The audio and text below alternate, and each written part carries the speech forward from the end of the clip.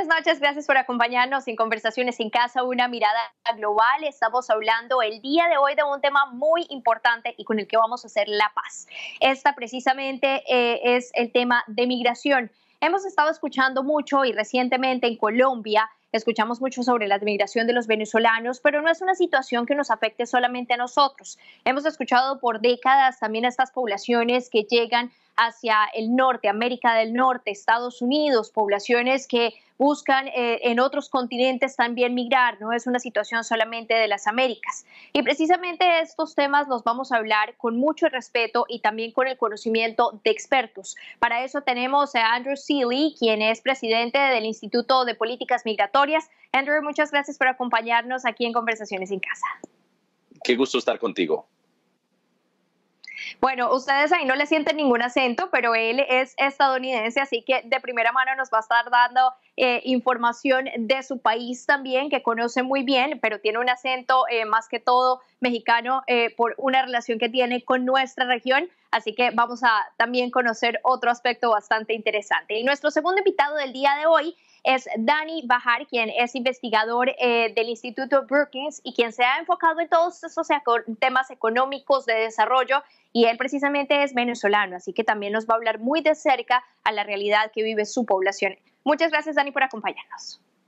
Un placer. Y bueno, comenzamos a entrar en materia. América Latina, sin duda, en los recientes meses ha estado enfrentando una situación con el tema de migración que quizá ha sido alterada o impactada en cierta forma por todo este tema de la pandemia. Mirando varios estudios, mirando todo este tema de las cifras que se han venido analizando, se ha detectado que muchas personas están dejando de migrar de sus países o están quizá retrasando sus planes un poco, y todo esto debido a que los recursos económicos quizá no están a la mano. Para eso, Andrew, quisiera profundizar un poco más sobre el estudio que ustedes estuvieron analizando, las cifras que estuvieron analizando en las últimas fechas y sobre ese análisis que han hecho sobre 11 naciones específicamente. Mire, lo que vemos es que han salido 5.2 millones de venezolanos durante los últimos años, casi todos desde 2015 más o menos, vi algunos antes. Es un número enorme, más o menos 80 y tanto por ciento se han quedado en América Latina y el Caribe. La gran mayoría, hay otros tantos en Estados Unidos y en Europa, pero la gran mayoría en los países de América Latina, con Colombia al frente, ¿no? Como el país anfitrión, país de acogida, de casi 2 millones, 1.8 millones oficialmente. Pero como tú dices, hay una pausa en este momento. Había un flujo constante de venezolanos saliendo porque no hay acceso a salud, porque ya no hay maestros en las escuelas, porque el partido oficial los persigue en sus casas por un sinfín de razones. Van saliendo, pero hay un momento de pausa, como hay en todo el mundo en la migración. Estamos ante un momento que no hemos visto desde la Segunda Guerra Mundial, donde la movilidad se ha parado, la movilidad voluntaria, los que subimos un avión y vamos a algún lugar para divertirnos o para el trabajo, pero también la gente que está huyendo tiene pocas posibilidades de moverse en este momento. No pueden conseguir trabajo donde llegan, entonces hay una pausa ahorita de la migración venezolana que no sabemos hasta cuándo va a durar, porque hay mucha gente que quiere emigrar todavía de Venezuela, pero por lo menos en estos momentos, si algo, hay gente regresando a Venezuela, ya no saliendo de Venezuela en grandes números. Dani, precisamente como venezolano y analizando todo este tema del desarrollo, de la economía, hemos podido ver que muchas veces lo que encontramos en esos patrones de migración, que como bien lo decía Andrew, muchas veces no es, digamos, la población migrante es la que solidifica muchas veces la economía de ciertos países. ¿Cómo ha funcionado en América Latina el trabajo a partir de los migrantes? Muchos de ellos son venezolanos, pero no podemos ignorar que hay otros países de nuestra región que también están buscando constantemente migración, como son los países del Triángulo Norte. Claro, es una excelente pregunta y obviamente la respuesta hay que dividirla en antes de COVID y después de COVID. Antes de COVID, en América Latina, sobre todo en el sur, estábamos viendo que los países Colombia, Ecuador, Chile, Perú, etcétera, estaban recibiendo un flujo muy importante de venezolanos un flujo que no estaban acostumbrados, porque históricamente el país en América Latina que era el receptor de inmigrantes era Venezuela. De tal manera que los otros países nunca tenían una legislación ya puesta en su lugar para lidiar con este flujo tan importante. Obviamente en Centroamérica la migración tiene mucho más tiempo, pero en números menores. Y entonces antes de COVID habían casos de muchos países que entendían, a pesar de las dificultades, que esta migración podría realmente ser una oportunidad económica. Y viendo los datos, más allá de las opiniones, uno entiende que esta realidad era acertada, porque los venezolanos, en el caso de esta población, tienden a ser menores, más jóvenes en promedio a las poblaciones locales, tienden a tener mayores credenciales educativas, es decir, pueden ser realmente una fuerza importante para el crecimiento económico. Obviamente en el corto plazo hay temas humanitarios que hay que lidiar, que muchos países lo estaban haciendo, y estos temas humanitarios se han vuelto mucho más difíciles con COVID. Y entonces aquí viene la segunda parte, que es que la realidad de los países de América Latina, desde México hasta Chile en el sur, es que los mercados informales son sumamente grandes.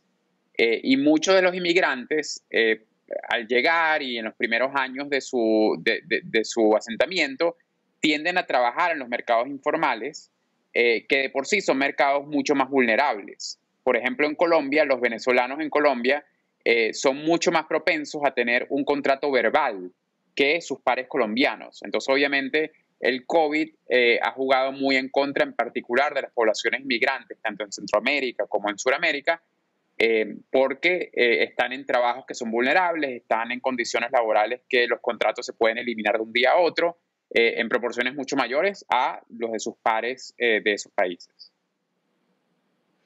Pues sin duda usted toca un tema bastante importante, todo este tema del trabajo específicamente y los derechos que tienen los trabajadores. Y es muy importante que esto se entienda para las poblaciones que buscan salir de su país y que terminan trabajando en otro lugar. Andrew, en este tema me gustaría ahondar un poco más en su experticia, teniendo en cuenta que los trabajadores, pese a en algunas ocasiones ser indocumentados, todavía tienen derechos. ¿Cuáles son esos, digamos, derechos que ellos pueden estar ignorando o que más comúnmente se violan y que terminan siendo una razón para que ellos no busquen ayuda y quizá se queden callados y sigan con un empleador que lo que está haciendo es abusando y teniendo una constante violación de los mismos? Sí, eso pasa mucho en todos los países. Desde luego, algunos de los gobiernos como Colombia han hecho un gran esfuerzo para tratar de regularizar la condición legal de los venezolanos que han llegado, pero no ha alcanzado a todos. Han llegado tantos que ya más de la mitad ya no tienen papeles legales y ellos son los más vulnerables porque muchas veces los empleadores los quieren pagar menos, ¿no? Y genera una competencia para desleal, ¿no? Para pagar menos a los venezolanos, eso perjudica a los colombianos y perjudica a los venezolanos también, ¿no? Es un doble perjudicación. Entonces, el estatus legal, la condición legal de estar presente legalmente ayuda muchísimo para que no se den esas vejaciones ni para venezolanos, ni para colombianos, ni para de los países receptor. Y es lo mismo que pasa con los colombianos. Por ejemplo, en Estados Unidos hay casi 1 millón de colombianos que viven en Estados Unidos y vemos la misma situación, ¿no? Los que no tienen condición legal, muchas veces los que no tienen un estatus legal en la sociedad, muchas veces son sujetos a algún tipo de vejación de sus derechos laborales. Entonces, tener ese documento que te permite estar legalmente en el país, aunque sea temporalmente, realmente te permite ser parte mucho más, aunque estés en el mercado informal, como dice Dani, pero te permite mucho más tener el mismo estatus que los otros de la sociedad donde vives. Rápidamente quisiera complementar a Andrew diciendo que a veces muchas de las razones por las cuales los gobiernos deciden no regularizar, en la gran mayoría son razones políticas, son razones digamos, ideologías o algún tipo de discurso político a una base electoral, porque cuando uno realmente ve la evidencia, hay muy poca evidencia que regularizar, por ejemplo, a los inmigrantes crea efectos negativos en los mercados laborales. Ese no es el caso. Los efectos en los mercados laborales son mínimos, si es que existen, de poder darle a los inmigrantes un permiso de trabajar. También genera efectos positivos, digamos, en reducir el crimen, cosa que podemos hablar. Obviamente también ayuda a temas de asimilación, de permitir a las personas a que se integren más a la sociedad. O sea que la respuesta en política pública al problema de una gran cantidad de inmigrantes indocumentados es documentar. Bueno, pues muchas gracias por ese complemento. Sin duda es muy importante el tema de Estados Unidos. Como les decía, lo vamos a ahondar en algunos minutos, pero precisamente, Dani, usted hacía referencia al tema de la criminalidad y de hecho ustedes de la mano han venido trabajando en un reporte de criminalidad y cómo se da la mano con migración. Y también acá estamos precisamente en una campaña en Canal Capital en donde queremos levantar nuestra voz para hacer paz. Y esa es la paz que queremos hacer con los migrantes. Y a partir de las cifras y los datos que ustedes nos puedan aportar, Dani, ¿qué fue lo que encontraron en esa materia? Bueno, nosotros empezamos por preguntarnos la pregunta sencilla, viendo los datos, si hay alguna evidencia de alguna conexión entre la inmigración, en este caso la inmigración venezolana, y el crimen. Hemos escuchado mucha retórica o algunas preocupaciones, algunas normales, algunas no tanto, en América Latina de que los venezolanos, entre comillas, están causando el crimen. Y nosotros simplemente queríamos verificar eso en los datos y encontramos que hay muy poca evidencia que sugiere que ese sea el caso. Por ejemplo, en Chile, nosotros vemos que solo el 0.1% de las personas que han sido acusadas por algún crimen en el año 2019 eran venezolanos, pero los venezolanos representan el 2.4% de la población en el país. Es decir, los venezolanos están acusados por crímenes a una tasa muchísimo menor a su proporción en la población. Un resultado parecido tenemos en Perú, donde un 1.3% de los presos en Perú son extranjeros, incluyendo venezolanos, mientras que los venezolanos representan casi el 3% de la población del país. Otra vez, los venezolanos cometen crímenes a una tasa mucho menor de su proporción. Y en Colombia la situación es un poco más complicada, pero en general vemos también el mismo caso. 2.3% de los arrestos violentos por delitos violentos en el 2019 involucran venezolanos y los inmigrantes venezolanos son 3.2% de la población total. En Colombia, de lo cual estoy seguro que Andrew puede también comentar y yo puedo entrar más en detalles si es que nos interesa, vemos algo más de heterogeneidad, sobre todo en áreas de la frontera, donde delitos menores sí tienden a tener una mayor proporción que la población de venezolanos, pero otra vez, se trata de delitos menores y cuando hablamos de delitos violentos, como homicidios y otros, no hay evidencia en los datos que sugiere que los venezolanos están generando un problema de crimen. Andrew, y como decía precisamente Dani, hay otros datos que pudiéramos ampliar en este tema de la violencia y si se da la mano con los migrantes y si podemos también ampliarlos a otro tipo de migrantes, porque hablamos específicamente de los venezolanos que fueron los datos que ustedes analizaron, pero sin duda este es un tema que sale a colación con bastante frecuencia, especialmente aquí en el país del cual usted es ciudadano. Así es. Bueno, lo que encontramos en América Latina es efectivamente los migrantes cometen menos crímenes, como dice Dani, excepto los delitos menores en Colombia. Y ahí podemos hablar de razones. Obviamente Colombia también. Y en el caso de Perú y Chile, los crímenes que cometen los venezolanos, los migrantes venezolanos, es una tasa mucho menor que la población en nativa, ¿no? La población de acogida. Entonces es muy grande la diferencia. La evidencia es que los migrantes no llegan a cometer crímenes. En Colombia no sabemos por qué la diferencia, ¿no? Que es mucho más parejo, mucho menos en los crímenes violentos, como dice Dani, un poco más en los crímenes menores, en los delitos menores. Probablemente en parte porque Colombia es un país de paso para mucha gente que pasa de Venezuela a otras partes, por la frontera compartida donde se cometen gran parte de los delitos. Y quizás también por el desempleo, y Dani quizás quiere hablar de eso en un momento también, pero eso es muy parecido en Estados Unidos. En Estados Unidos hay un sinfín de estudios ahora que han establecido que los migrantes cometen menos crímenes que la población nativa de Estados Unidos. Un norteamericano común y corriente, de la ascendencia que sea, es más propenso al crimen que un migrante de donde sea, de Colombia, de México, de Australia, de donde sea. Los migrantes no llegan a cometer crímenes y son muy cuidadosos de no meterse con la ley en Estados Unidos. Y eso si sean documentados o indocumentados, pero tratan de no tener algún problema con la ley. Eso cambia ya para la segunda generación. La segunda generación es muy parecida a cualquier norteamericano. Entonces, los hijos de colombianos y mexicanos y australianos son como el medio de norteamericanos. Pero la primera generación, los que llegan de afuera, sí son mucho menos propensos al crimen. Entonces, no nos debe sorprender el resultado en Sudamérica, pero carecíamos de estudios de esto. Hay un par de estudios en Colombia que dicen más o menos lo mismo, que no hay una ola de crimen por los venezolanos. Hay un estudio en Chile, pero no había un estudio todavía comparando a 3 países y encontramos justamente lo que encuentras en Estados Unidos. Y en Europa las cifras son un poco diferentes. En Europa sí los migrantes desempleados a veces tienen tasas más altas de delitos, pero los empleados, los que tienen acceso al empleo, no. Y entonces ahí también son como en Estados Unidos. Entonces hay variación en el mundo, pero parece que América Latina es muy similar a Estados Unidos, donde no hay correlación hasta donde vemos todavía entre migración y crimen. Muy al contrario.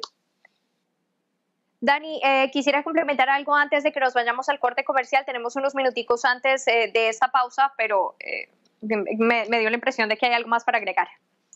Sí, bueno, en realidad una de las cosas que vemos que Andrew mencionaba en general es que en el caso de Colombia, en las zonas, en las subregiones de Colombia donde sí vemos que hay, que los datos muestran que hay un nivel de delitos menores cometidos por venezolanos en mayor proporción, son las mismas zonas donde hay una brecha muy grande en el desempleo entre los venezolanos y los colombianos. Es decir, son lugares donde los venezolanos no han logrado integrarse en los mercados laborales. Y esto es muy consistente con mucha de la evidencia que hemos visto de algunos colegas economistas que demuestran de manera muy rigurosa que una de las cosas más importantes que determina la posibilidad de que un inmigrante cometa un crimen es si tiene o no tiene acceso a los mercados laborales. Y por eso la respuesta a la posibilidad de que los inmigrantes cometan crimen es integrarlos más, ofrecerles la oportunidad de trabajar, regularizarlos. Esa es la política pública.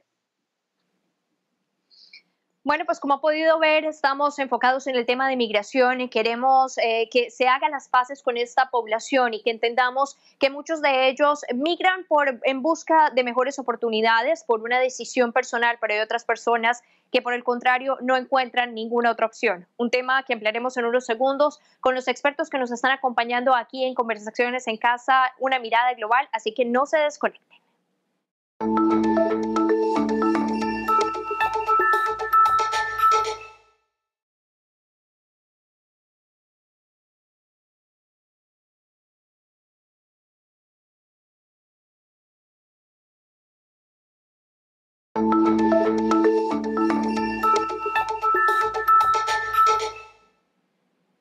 Gracias por seguir conectados con nosotros aquí en Conversaciones en Casa, una mirada global para que sigamos ahondando sobre el tema de migración. Antes de irnos al corte comercial, Andrew estaba haciendo referencia a esas poblaciones que viajan porque así deciden hacerlo en busca de mejores oportunidades, pero hay otras poblaciones que se ven obligadas, que es la situación de los refugiados. Me gustaría que hiciéramos una breve comparación entre este tipo de migrantes para que podamos entender esas problemáticas que hay y que muchas veces ignoramos porque no nos tocan a nosotros. Ahí sí históricamente hablamos de una gran brecha entre los refugiados y los migrantes. Los migrantes iban, que son la gran mayoría del mundo, ¿no? Que van por trabajo, van por educación, van para unificarse con su familia, van por el amor, para casarse con alguien, seguir un familiar, pero los refugiados eran los forzados a salir, ¿no? Alguien los está persiguiendo. Lo que estamos viendo hoy en día es que esas dos categorías son cada vez más difíciles de separar.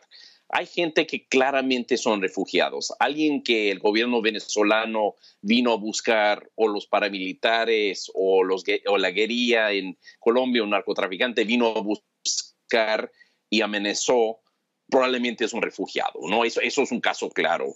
Alguien que se fue a estudiar a Estados Unidos y consiguió un trabajo y se quedó por gusto, es un migrante, desde luego, ¿no? Y se puede saber así en los lados opuestos que hay ciertas personas que encajan muy bien, pero en medio hay un gran grupo cada vez más, y eso lo vemos de los venezolanos, por ejemplo, lo vemos de los colombianos que salen, lo vemos de los centroamericanos que están saliendo, donde son migraciones mixtas, donde hay gente que se va por una razón mixta, ¿no? Y se va porque no puede dar de comer a su hijo, pero no puede dar de comer también porque no quiso afiliarse al partido oficial en Venezuela, por ejemplo, ¿no? Entonces, eso le daría beneficios, no quiere hacer eso. Entonces, el hecho que está muriendo de hambre su familia, bueno, a lo mejor es un migrante forzado, ¿no? O que no puede atenderse en el hospital porque el Estado que está cayendo, ¿es migrante o es refugiado?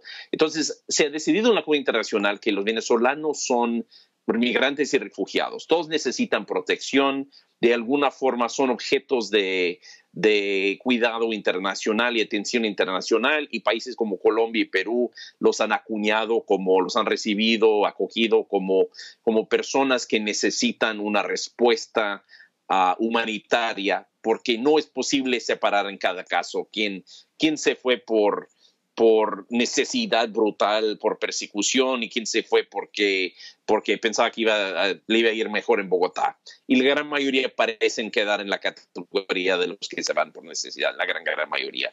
Pero en otros casos del mundo es muy confuso. La gente que se va de Guatemala, por ejemplo, ahí sí hay gente perseguida sin duda, y hay otra gente que se va porque tiene un familiar viviendo en Nueva York y quiere llegar ahí a vivir y ganar en dólares y para aportar a su familia, lo cual se entiende. Es difícil separar y muchas veces esas razones se confluyen, ¿no? Una persona se va por necesidad, pero también tiene un hijo que lo están tratando de reclutar a la pandilla local. Y entonces las razones se confunden un poco. Entonces, en el caso de los venezolanos, hablamos ya de todos ellos como migrantes y refugiados, pero personas ya migrantes forzados o refugiados, gente que fueron expulsados de un país que está en pleno colapso. Pero en el caso de otros países es a veces más difícil entender y separar las razones que forzan a la gente o hacen decidir a la gente irse de su país. Si de pronto ustedes quisieran conocer un poco más el perfil de un refugiado, quiero recomendarles una serie en Netflix que se llama Abdu, y precisamente cuenta la historia de un niño que a una muy temprana edad trata de buscar opciones en de otro país, precisamente por carecer de muchos recursos que requeriría para su desarrollo común y corriente. Pero más adelante, y quizá ampliando un poco más sobre ese tema, cuando hablamos de Estados Unidos, muchas veces hay la sensación de que todos son migrantes, pero no. Aquí hay un tema de personas que vienen a buscar refugio, que como lo decía Andrew, están en una posición de dificultad en su país, de peligro. Muchas veces estamos hablando, por ejemplo, de todas estas pandillas y este funcionamiento que hay en algunos países, que lo que hace es poner la situación más difícil para ellos. Aquí quiero entrar un poco en un tema político. Estamos hablando específicamente de este gobierno que ha sido muy contundente con el tema de la migración. Pero Dani, acá se ha estado mirando que no se trata solamente de una migración ilegal, que también se trata de una migración, una política mucho más fuerte con la migración legal, en donde las condiciones cada vez son más difíciles. Ahí quiero entrar otra vez en el tema del trabajo. ¿Qué tanta posibilidad hay de que los migrantes realmente quiten las oportunidades laborales a un ciudadano de determinado país? Estamos poniendo el ejemplo de Estados Unidos, pero lo vemos comúnmente en esos países que son receptores de migrantes. La gran ironía de las políticas migratorias de la administración Trump, sobre todo aquellas que empezaron a implementarse a través de Twitter al principio, durante la pandemia, es que toda la evidencia, la mayor parte de la evidencia que tenemos, que está basado realmente en su gran parte en datos de Estados Unidos, demuestran sin lugar a duda que los inmigrantes son una fuerza de crecimiento económico y de crecimiento de trabajos en el país. Los inmigrantes no toman trabajo, los inmigrantes crean trabajos. Y por eso parte de la recuperación económica de la recesión creada por el COVID va por más migración, no por menos migración. Y yo creo que eso es obvio, no solamente desde el punto de vista de la evidencia, pero es obvio entender que las políticas migratorias del presidente Trump y de su equipo y de su partido político en esta administración demuestran que ellos no hay una línea coherente. Ellos no están en contra de la inmigración ilegal, entre comillas, o de la inmigración de alguna parte del mundo. Están en contra de la inmigración, punto, porque al principio atacaron la inmigración indocumentada, después atacaron la inmigración por reunificación familiar, al cancelar, por ejemplo, las visas migratorias como la Green Card o otro tipo que permiten que las familias lleguen aquí. Y después, la ironía más grande es que atacaron la posibilidad de que las compañías contraten trabajadores a través de las visas H-1B. Y en datos preliminares que yo he estado trabajando con mis coautores en Harvard Business School y Wharton de la Universidad de Pensilvania, vemos que tan solo el tweet del presidente Trump, al haber anunciado que iban a cancelar las visas de trabajo H-1B, generó una pérdida en la economía americana de $100 billones. Entonces, la ironía de todas las políticas de Trump, desde cortar la entrada de refugiados que hablábamos antes, hasta cortar la entrada de inmigrantes talentosos que vienen a estudiar y a trabajar en Estados Unidos, es la peor manera de recuperar la economía americana. Le está haciendo un daño que quizás no sea recuperable. Andrew, diferente a lo que muchos creerían cuando comenzó toda esa política migratoria del actual gobierno estadounidense, la cual fue muy contundente desde el principio con todo el tema de migración, se pensaría que los migrantes iban a buscar otros escenarios, que iban a tratar de dejar de llegar a Estados Unidos, pero los datos muestran algo diferente. Esa presión ha hecho que ellos sientan que tienen que llegar más rápido a Estados Unidos. ¿Cómo vemos la población, digamos, en las zonas fronterizas? ¿Cómo vemos la situación de los migrantes y además de los detenidos que se encuentran en este momento en condiciones que han sido descritas como paupérrimas en medio de esta pandemia? Mira, si vimos con esta administración la migración indocumentada más fluida en más de una década, ¿no? Más grande, más de una década el año pasado. Las políticas no funcionaron. Ahora sí ha bajado mucho porque lo han hecho muy difícil cruzar la frontera y llegó la pandemia, pero todo parece apuntar a que en algún momento habrá otra crisis humanitaria en la frontera, ¿no? Las presiones siguen estando ahí, ¿no? Y ahí es donde hay que apreciar que el control migratorio por sí solo nunca controla la migración. No hay forma, a menos que uno quiere ser Corea del Norte y tener un ejército súper grande y ponerlos alrededor de la frontera. Y ningún pueblo democrático puede sostener eso, ¿no? Entonces, si no va a hacer eso, no hay ninguna forma de controlar toda tu frontera todo el tiempo. Si hay gente que de veras quiere entrar y que tiene grandes incentivos para tratar de entrar. Lo que hay que hacer es ser más inteligente, ¿no? A mí sí hay que tener cierto control en la frontera. Desde luego, cualquier país tiene derecho a tener el control que puede sobre su frontera, pero para ser más inteligente tienes que crear también canales de trabajo para que algunas personas puedan ir a trabajar, protección humanitaria para la gente que está huyendo por circunstancias de vida y muerte. Tienes que tener un entramado más de instituciones que permitan la movilidad, porque si nada más tratas de contenerla, no te va a fallar la apuesta, ¿no? Y la administración Trump no ha entendido eso, ¿no? Que hay que ser más inteligentes, no hay que ser más duros, hay que ser más inteligentes. Y ahí sí hay que reconocer el gobierno colombiano, por ejemplo, regresando al tema anterior, pero yo creo que el contraste es interesante. El gobierno colombiano reconoció que no podía por las trochas, no puede controlar los flujos migratorios venezolanos, aunque quisiera, ¿no?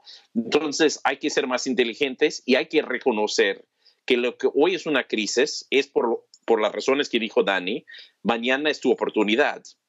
Que al final de cuentas, esa gente que está llegando en grandes números que te espanta en este momento, también te van a generar crecimiento económico, te van a generar crecimiento de la fuerza laboral, te van a aportar productividad a tu economía. Entonces, mejor controlas y tratas de dar cauce a esa migración en vez de nada más tratar de pararlo. Y así te sale mucho mejor la apuesta que lo que ha hecho la administración Trump en la frontera de Estados Unidos con México. Dani, aprovechando que su enfoque es más que todo económico, siempre hay algo que me ha llamado en lo personal la atención, pero que ha sido también una razón polémica en Estados Unidos, y es que a pesar de que hay una población inmigrante indocumentada, la cual, digamos, no tiene ningún tipo de derecho, pues porque por supuesto ha violado las normas migratorias de este país, sí se permite que en ocasiones ellos paguen impuestos a través de una figura diferente.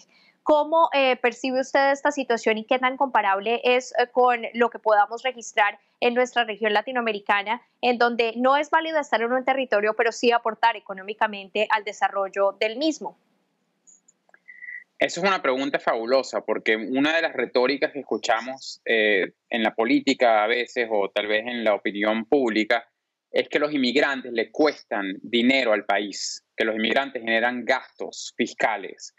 Y la evidencia también muestra lo contrario, y parte de la razón es lo que tú indicas, que los inmigrantes vienen, trabajan, y aunque tal vez trabajen en el mercado informal y no paguen sus impuestos por trabajo, los inmigrantes comen, y los inmigrantes se visten, y los inmigrantes pagan impuestos sobre el consumo, como cualquier otro. Entonces, y al mismo tiempo los inmigrantes, por no estar registrados, por ejemplo, en el Seguro Social o los indocumentados en particular, no reciben esos beneficios. Así que, en general, en muchos casos, su contribución es positiva neta. Y en esto, no tienen que tomar mi palabra, hay un estudio que se hizo hace un par de años por la Academia Nacional de Ciencias de Estados Unidos, que trajo a expertos de ambos lados del espectro político, expertos en este tema más que ningún otro, donde les voy a adelantar que la conclusión más importante está alrededor de la página 464 del reporte, donde dicen que los inmigrantes tienen generan un aporte neto positivo al fisco nacional de alrededor de $400,000 al año. Obviamente hay heterogeneidad porque a veces, están el fisco del gobierno nacional, el fisco de los gobiernos locales, y tal vez algunos, no todos sean positivos y unos se complementan al otro, pero si hacemos la sumatoria y vemos el aporte neto, los inmigrantes aportan al fisco nacional en general, y en estudios parecidos con los venezolanos en casos más recientes han pasado en Colombia, estudios del Banco de la República, estudios del Banco Central de Chile, muestran escenarios similares. Bueno, pues muchas gracias por estar conectados con nosotros aquí en Conversaciones en Casa. No se desconecten, que nos queda un bloque más de este tema tan interesante de migraciones en América Latina, un tema que sin duda tiene muchísima tela de dónde cortar, y vamos a intentar hacer un resumen para que ustedes tengan toda la información de primera mano. No se desconecten.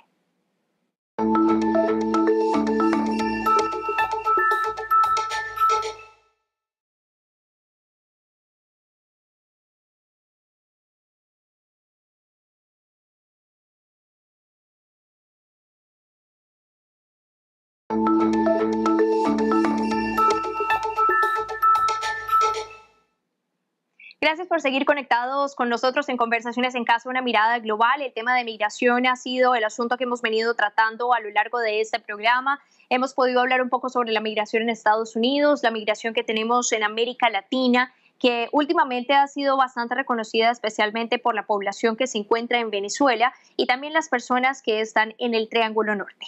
Pero vamos a hablar un poco sobre ese tema de la participación de las organizaciones internacionales, como la Organización de las Naciones Unidas, que muchas veces tiene competencia en el tema no solo de migrantes, sino también de refugiados. ¿Qué tanta incidencia tiene, Dani, este tema de las organizaciones cuando miramos al momento de verdad soltar la plática y hacer algo que sea más allá de una reunión en la que hay líderes de todas partes del mundo? Y además hablamos de esto en un contexto en donde para este momento estamos pasando por una asamblea general completamente atípica.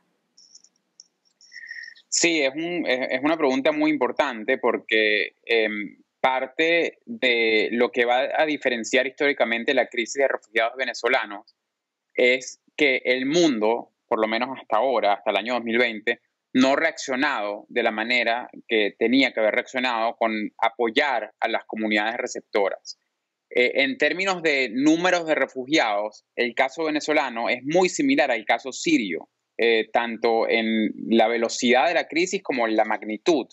En el caso sirio, que es la crisis de refugiados que el mundo conoce desde ya hace 10 años o un poco más, estamos hablando de alrededor de 6 millones de refugiados. En el caso venezolano, ya estamos a 5.1 y es posiblemente que sobrepase la crisis, la figura siria. Sin embargo, en un estudio que hicimos en Brookings, nosotros también comparamos la ayuda que la comunidad internacional le ha dado a las diferentes crisis de refugiados en la época moderna.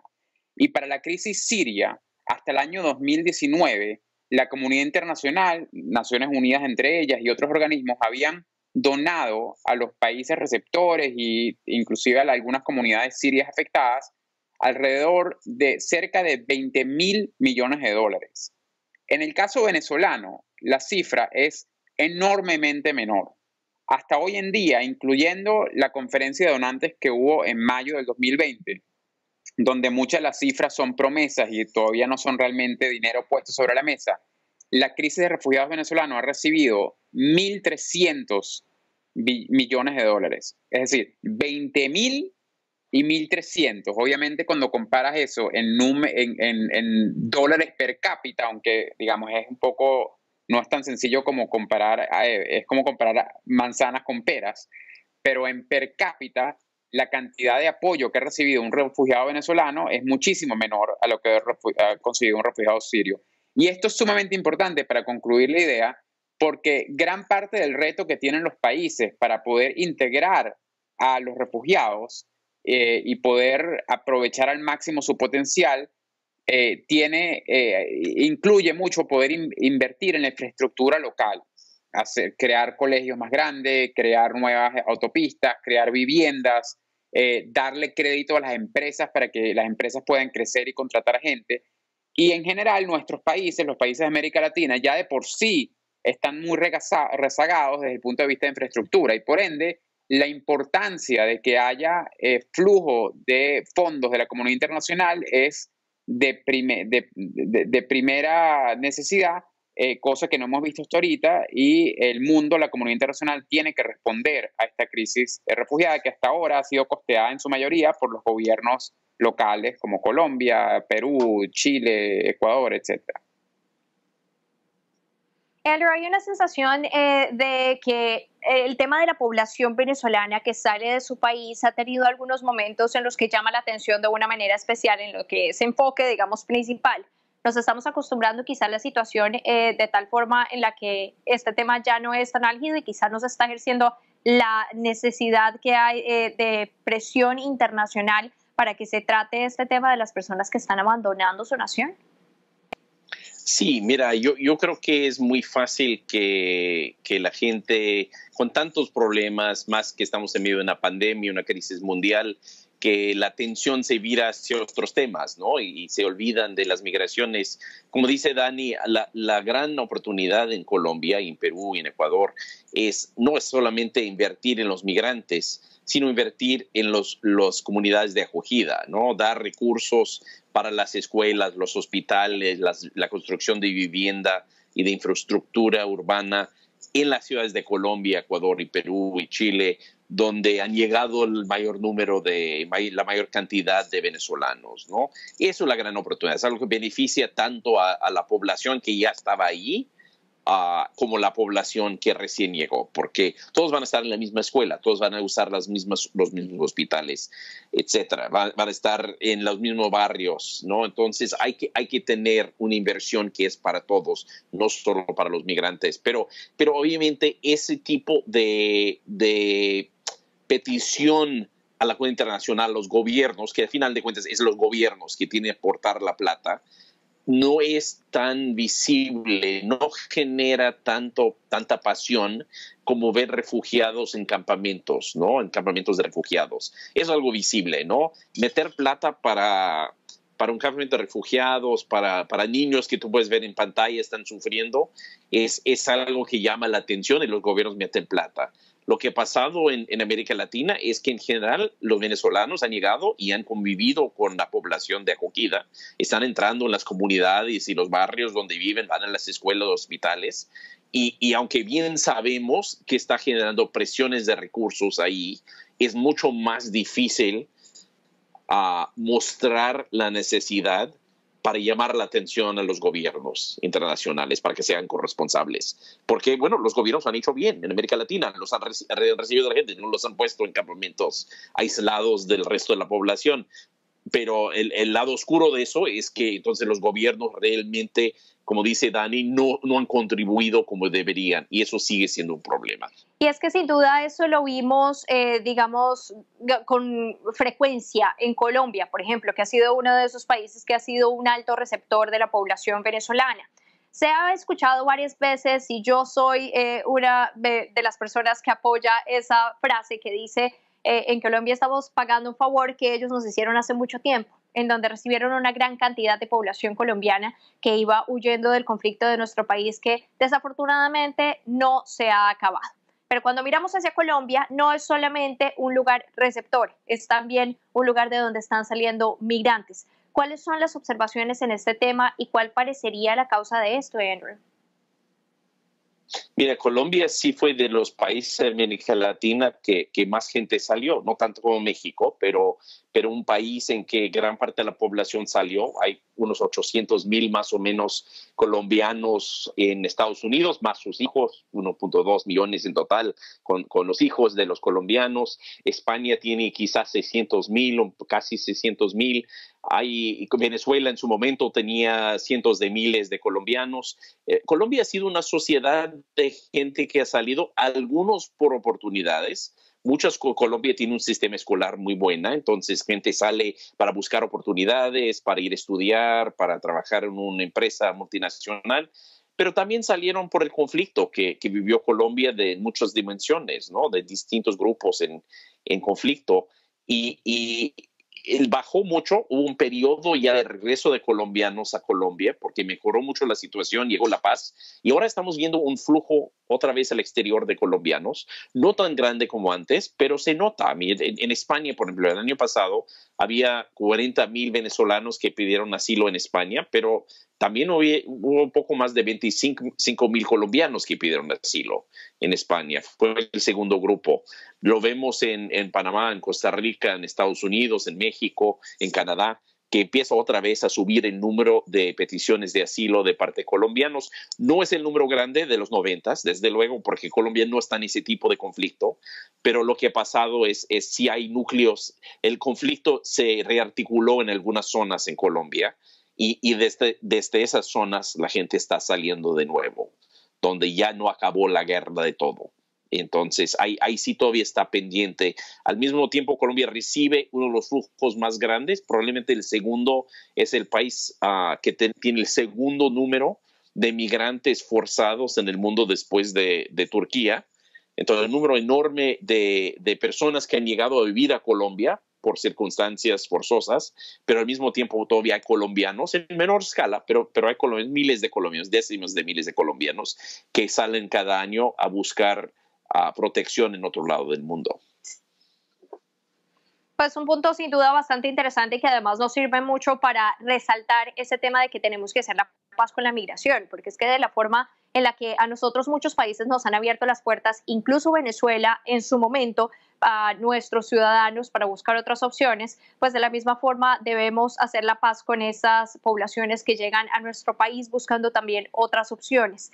Y Dani, usted estaba haciendo referencia a todo este tema del trabajo y ahí quiero regresar un poco al tema de emprendimiento, porque incluso estuve en días pasados revisando estas cifras laborales y precisamente se hablaba de que la población hispanoamericana en Estados Unidos tiende a ser una de las relativamente menos afectadas en cuanto al tema de trabajo concierne, precisamente por este tema de la creatividad y el emprendimiento, algo que sin duda es una razón de orgullo porque, como bien dicen, no nos dejamos morir en ninguna parte del mundo. ¿Cuáles son este tipo de proyectos que normalmente salen durante esta época o que han podido llamar la atención pese a la pandemia? Bueno, yo creo que es una diversidad muy grande de proyectos y yo creo que lo que está por detrás de eso, antes de dar un comentario más puntual sobre la situación de los latinos en Estados Unidos, es que el acto de emigrar de por sí es un acto riesgoso.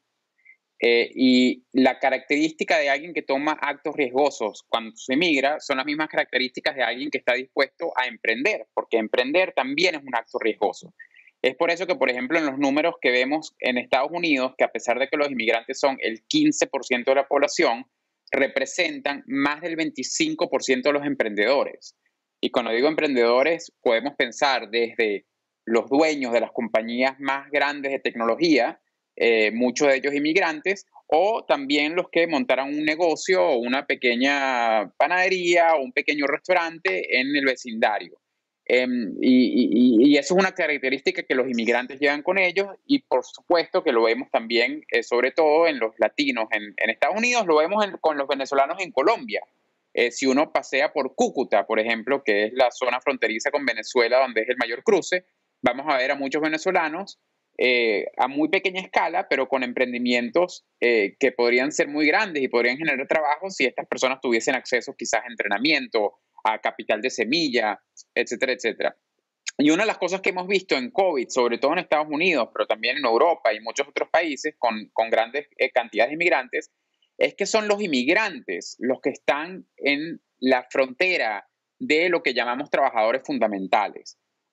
Durante la crisis de COVID en Estados Unidos, debemos aplaudir no solamente a los equipos médicos, de los cuales un porcentaje muy grande, quizás hasta más del 25%, son inmigrantes, pero también debemos aplaudir a estos trabajadores que están en la primera línea haciendo encargos de correo, trabajando en restaurantes, todo este tipo de cosas que le permite a muchas otras personas vivir con más comodidad.